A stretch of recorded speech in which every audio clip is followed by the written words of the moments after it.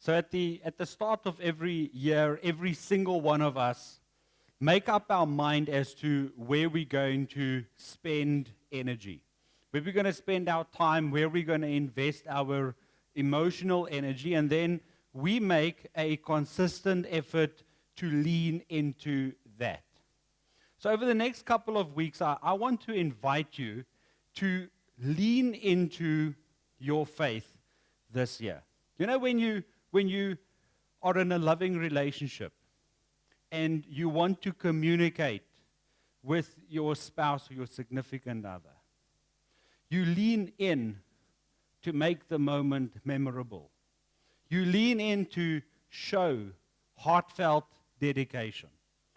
When a sports team come together at halftime and they have their talk, they don't just stand around shoulders back upright. What they do to show commitment is they huddle and they lean in. You bring your center of gravity forward. That's what I want to invite us to do over the next couple of weeks. I want to share with you some basic guidelines, things that will help you to lean into God. As the Word of God says in James chapter 4, verse 8, if you draw near to God, this is the promise, He will then draw near to us. So in 1 Corinthians chapter 16, verse 13 and 14, there's 5 short phrases that will help us to do exactly just this. It says, be on guard, stand firm in the faith, be courageous, be strong, and do everything with love. That is as simple as you can get. Straightforward bullet points, just like us men love it. Let's start with the first one. The first one encourages us to simply be on God. The moment that I started thinking about being on God, immediately my mind popped to at least around 10 scriptures. And I realized that the Word of God constantly, over and over, reminds you and me to be on God. And I think that it constantly reminds us to be on guard because we are always in constant opposition. We experience opposition from other people. We experience opposition from the evil one, with the spiritual forces that live in the air. And we experience constant opposition, sometimes even from ourselves, from our own desires, from our own thoughts, from our own bad decisions. So we are constantly being opposed, and as a result, we constantly need to be on guard. But you'll agree with me, it is very, very easy to drop your guard. If you are called to be on guard 24/7, 365 days a year, it is so easy to get fatigued. It is so easy to just momentarily let your defense down. It is so easy to look away, take a sip of water, metaphorically speaking, and then when you look back up again, you're in the middle of a fight that you're busy losing because you just let your guard slip for one moment. The danger of that is that one moment that your guard is down, one decision that your guard is not in place, one choice that you make not fully secured in your mind and in your heart can result in consequences that can hurt and haunt yourself and the people around you day in, day out, sometimes even for years to come. So to put all those scriptures that I saw with regards to guarding yourself under one banner, I went to Proverbs chapter 4, verse 23. Proverbs chapter 4, verse 23 really sums it up so easily for us. It says this: guard your heart above all else, for it determines the course of your life. If your heart is properly guarded, then there will be a life and there will be a future. That helps you to stay on track. I'll just mention a couple of things that the scriptures highlight that you ought to guard your heart against.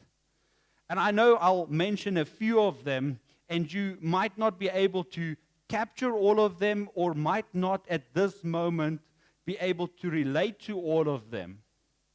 But I want you to pick one or two of these that you know hits so close to home.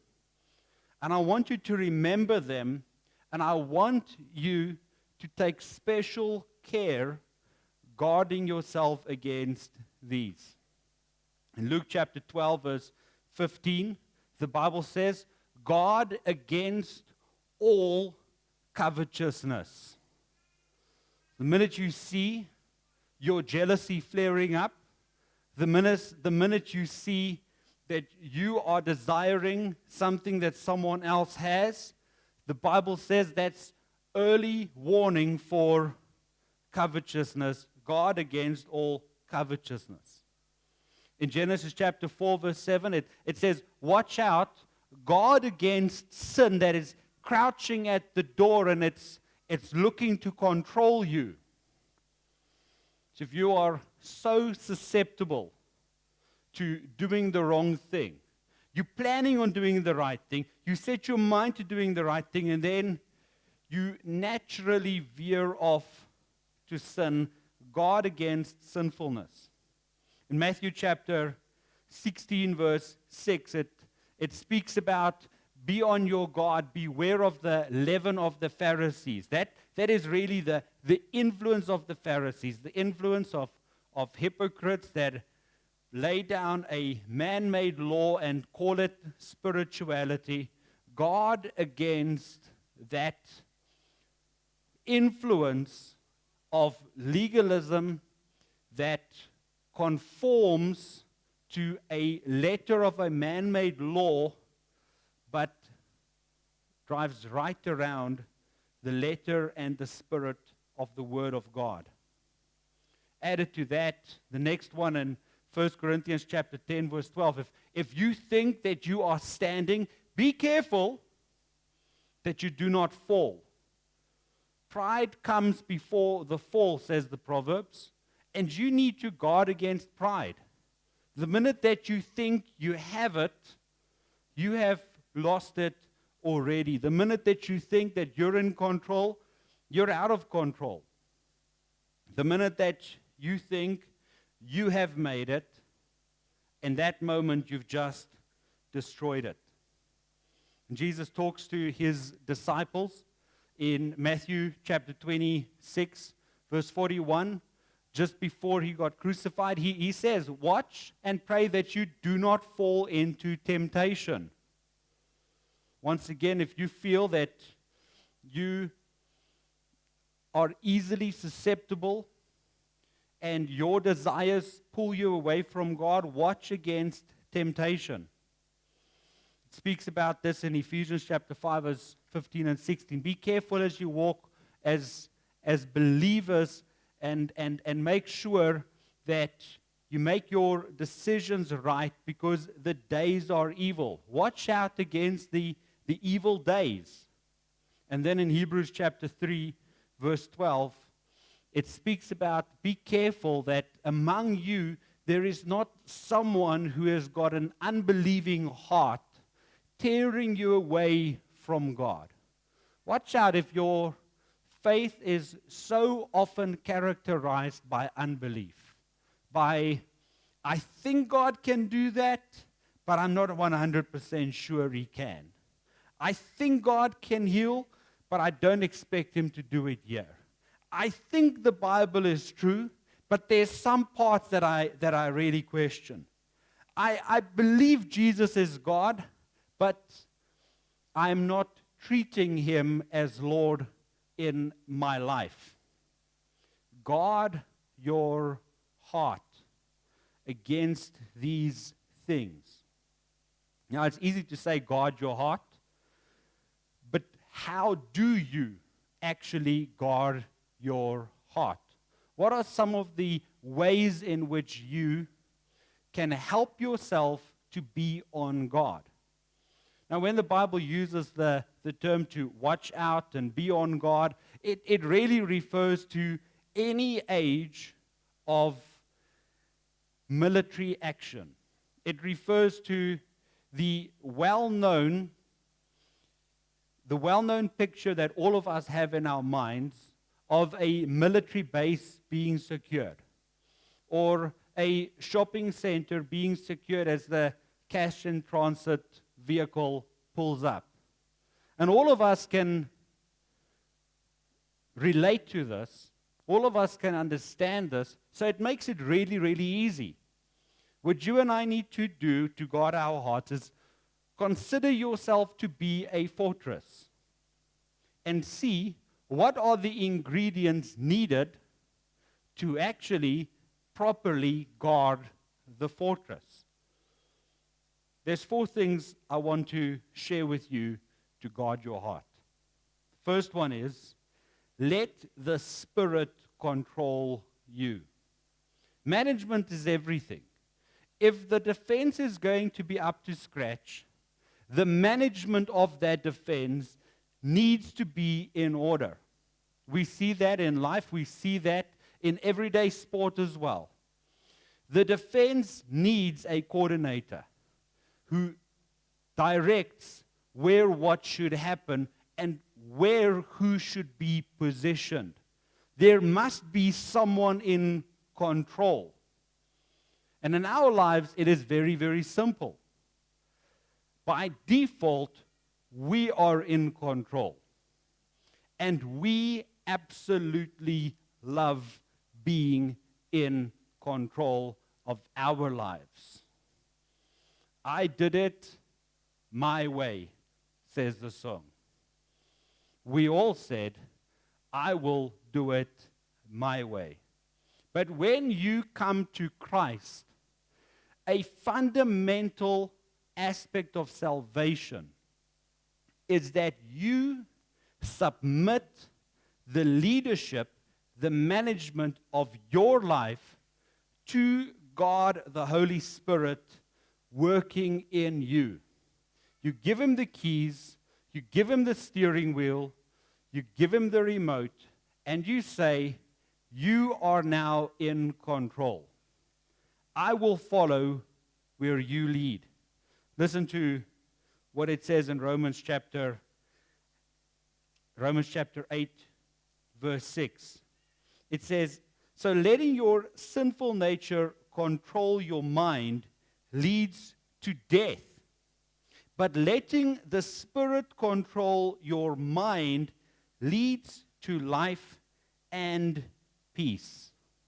You make up your mind and you say, I will let the Spirit of God control my mind.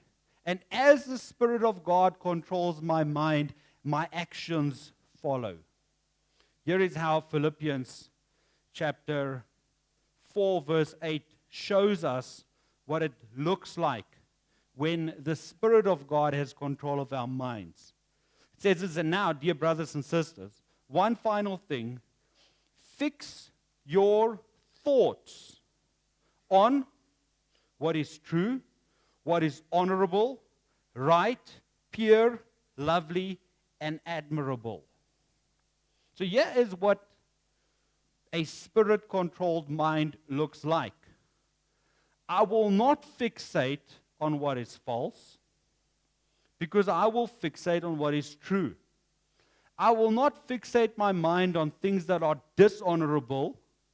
I will fixate my mind on things that honor God and uplift people. I will not fixate my mind on what is wrong or what is impure.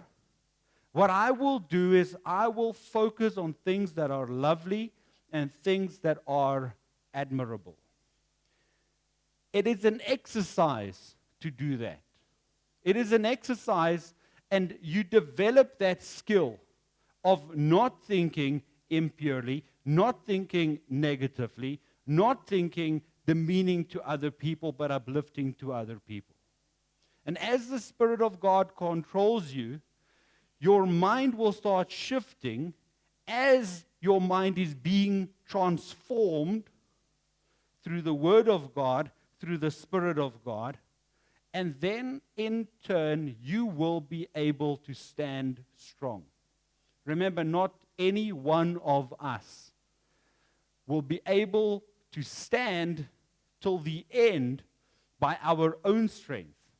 It's when we are controlled by the Holy Spirit that day by day we are being renewed. Day by day we are being built up so that we are able to be constantly on God. Here's the second thing. First one, let the Spirit of God control you. The second thing is a question. Ask yourself, who has your ear? Who do you listen to? That will be very, very important. In the first instance, protecting your base needs good management. But in the second instance, protecting the base of your life requires good intelligence. And the intelligence simply says, who's got your ear? There's a couple of wrong candidates. First one is the accuser. Revelation chapter 12, verse 10, it refers to Satan as the accuser. And the accuser can sometimes have your ear. And if he has your ear, you are receiving faulty intelligence. Remember, what the accuser wants to do is he wants to undermine your salvation. He wants to undermine the very things that the Word of God defines you to be. A son and a daughter of God. A fellow heir with Jesus Christ. Spotless and blameless in His sight. Justified. Reconciled with Him. The bride of Christ. He wants to undermine all of those things by consistently reminding you of who you were before you came to Christ. You must understand that when that has your ear, you will never be able to live a life that is free. You'll always be shackled down to your past. But in Christ, there is no condemnation for you, because He has taken away the stain on you. Second group of people that can give false intelligence is people that just simply share falsehood. In 1 Thessalonians chapter 5, verse 19, it says, do not stifle the Holy Spirit. Do not scoff at prophecies, but test everything that is said and hold to what is good. So what was happening here is people would come up and say, I've got a word from the Lord for you. And in some cases, they'll really speak the truth. Substantiated by Scripture, led by the Holy Spirit, here is a word from the Lord for you. At other times, people just thumbsuck, give their own opinion, and say, this is what God is saying to you. And then it's rubbish. Now, Paul says to them, okay, this is what you do. When someone speaks to you, when someone speaks into your life, don't just outright dismiss it. Take it in and say, all right, I am going to examine this and see what is good, what is bad. Sort of like, going through your fridge after it's been standing for a while, and then testing what is good and what is bad. You have to smell it. You can't just look at it and say, yeah, that's good, that's bad. No, you have got to open up the milk and smell. And then once it's bad, what do? You set it aside.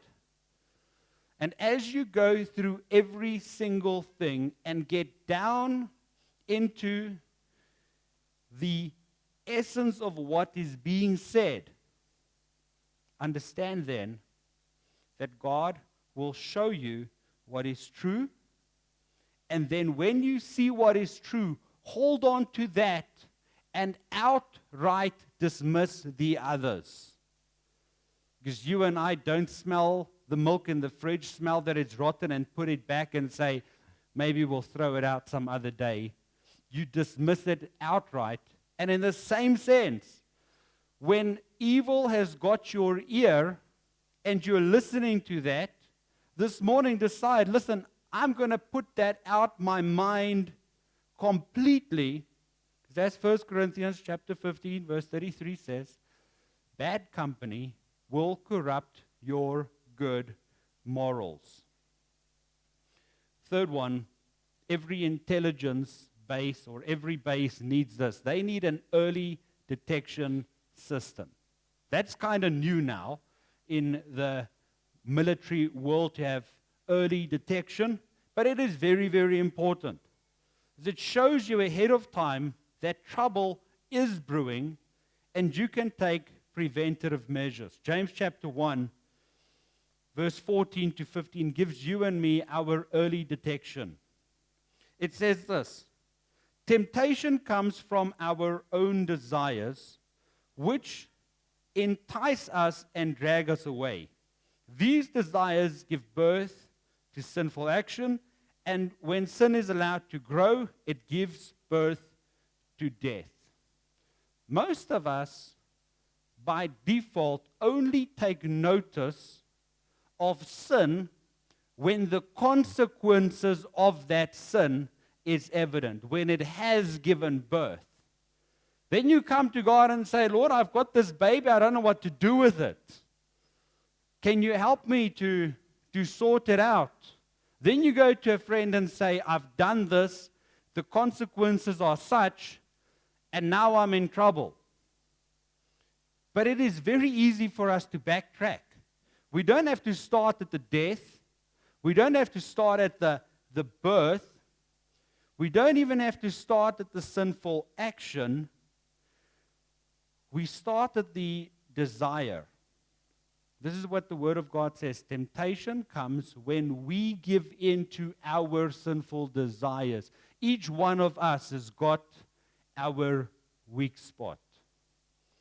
And you might know your weak spot or you might not, but this is one thing that is certain. The evil one certainly knows how to press your buttons, right? The evil one knows what to do to get you to act in a certain manner.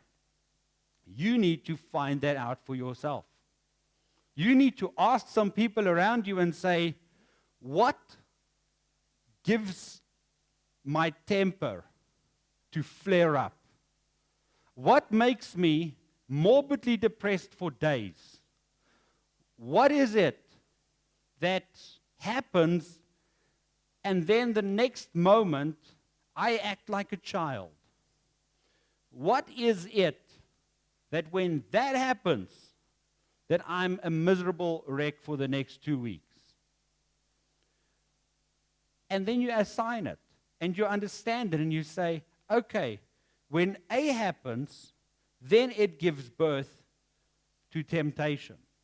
So what I need to do is I need to find out what this A is, and I need to understand how to circumvent it, how to manage it, how to protect myself against it, how to find someone to hold me accountable so that a sinful desire does not lead to temptation, leading to sin, leading to death. Go sit down and ask yourself throughout this year, do an analysis of your worst moments and get to understand what gave rise to that. And then the final thing, if you're going to protect your base, your spiritual life, your heart, you need to continuously learn more. When you are in an adversarial situation, what the Word of God shows you is you need to learn more, not about your enemy, but about your faith. And the more you know about your faith, the better you will be able to stand against everything that is faithless. This is what Hebrews chapter 5 starts teaching. It says that when you are mature in your faith, you are able to discern what is right and what is wrong. And then it continues in chapter 6, verse 1, and it says, so let us stop going over the basic teaching about Christ again and again. Let us go on instead and become mature in our understanding. If you don't know the Word of God well, you must read it. You must invest time in it. If you've got questions to ask about your faith, ask those questions. Research them. Ask the people around you. Don't stop until you know that you have grown in your faith this month. Find ways of learning more. Find ways of investing time in the Word. And as you do that, and you grow spiritually, and you grow in the grace and the knowledge of the Lord Jesus Christ, you will easily be able to guard your heart and stand firm. So I just want to leave those things with you. Guard your heart by letting the Spirit control you, by making sure that God has got your ear and He provides you with your intelligence.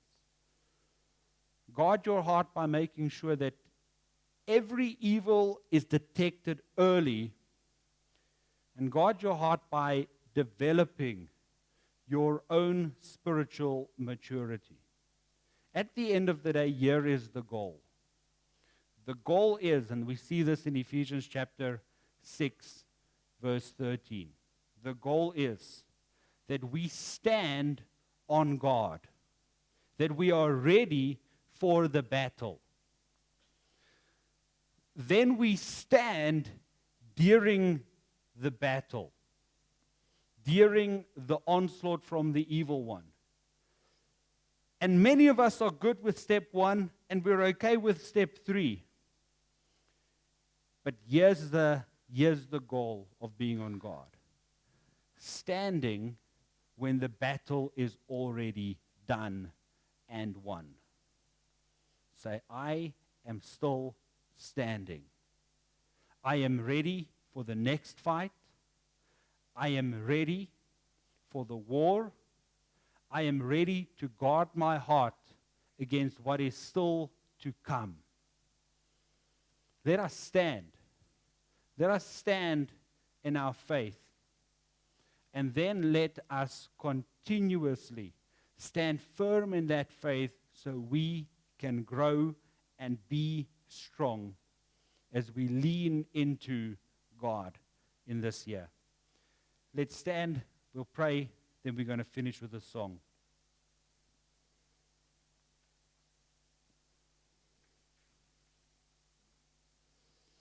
Lord, as we close, we just want to give you thanks for this one thing, Thank you that we never, ever have to stand guard alone. Thank you, Holy Spirit, that you are with us, alerting us, speaking to us, strengthening us. Thank you, Lord, that you have given us faithful fellow believers who stand with us, who's got our back during good times and bad times. Thank you, Lord, that you even send your angels to protect us. Lord, I pray that you'll help us to see the things that we need to guard against, each one personally in our own lives. Father, help us to be acutely aware of when and where the evil one will attack. Help us, Lord, to stand through the battle. Thank you, Lord, that because you have already attained the victory, we will be able to stand to the end. Amen.